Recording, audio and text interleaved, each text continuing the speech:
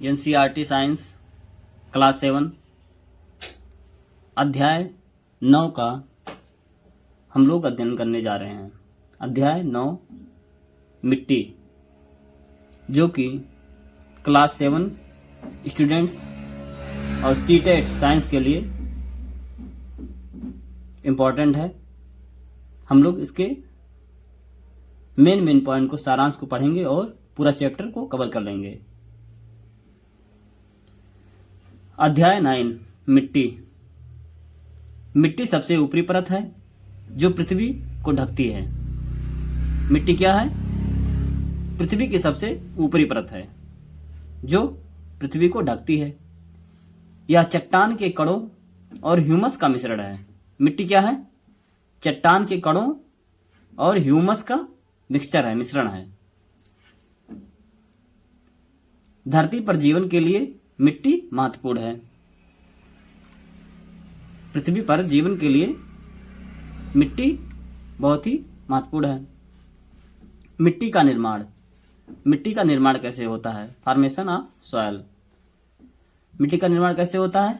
Number 1, मिट्टी का निर्माण मूल चट्टानों के अपक्षय या विघटन से होता है। मिट्टी का निर्माण कैसे होता है? मूल चट्टानों के अपक्षय या विघटन से मिट्टी का निर्माण होता है।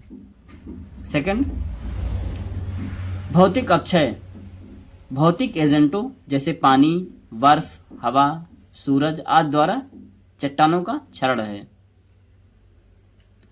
थर्ड, रासायनिक अपक्षय। चट्टानों का रासायनिक अपघटन है। रासायनिक अपक्षय क्या है? चट्टानों का रासायनिक अपघटन है।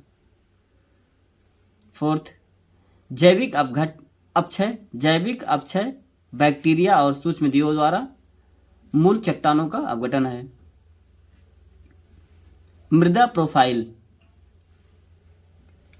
यह जमीन की सतह से मूल चट्टान तक मिट्टी का ऊर्ध्वाधर खंड है। मृदा प्रोफाइल क्या है?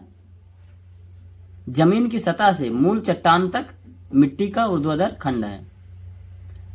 मृदा प्रोफाइल मिट्टी की विभिन्न परतों के माध्यम से एक खंड है। विभिन्न परतों को क्षितिज कहा जाता है। विभिन्न परतों को क्षितिज कहा जाता है। मिट्टी के संघटक। संघटक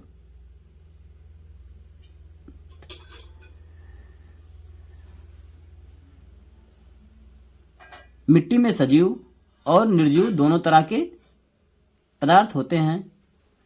ये घटक मिट्टी को उपजाऊ बनाते हैं। मिट्टी के संगठन में सजीव और निर्जीव दोनों तरह के जीव रहते हैं या पदार्थ रहता है। सजीव और निर्जीव दोनों तरह के पदार्थ होते हैं।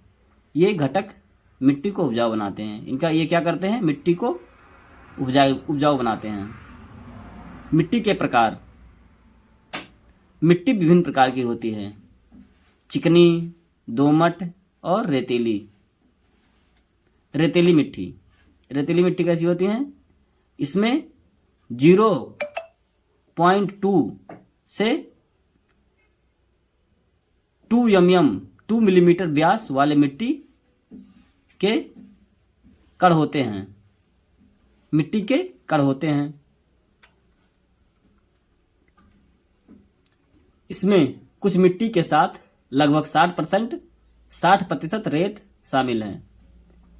इसकी जल धारण क्षमता बहुत कम होती है। यह ह्यूमस में समृद्ध नहीं है। यह ज्यादा उपजाऊ नहीं है। कौन सा मिट्टी? रेतीली मिट्टी। रेतीली मिट्टी में लगभग 60% रेत शामिल होते हैं और बहुत कम पानी सोखती है। ये जल धारण की क्षमता बहुत कम होती है और इसे ह्यूमस में भी समृद्ध नहीं है। सेकंड, क्ले मिट्टी।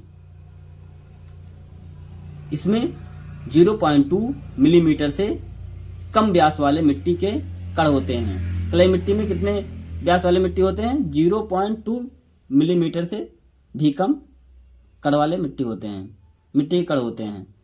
इसमें उत्कृष्ट जल धारण क्षमता है और वायु परिसंचरण पर्याप्त है।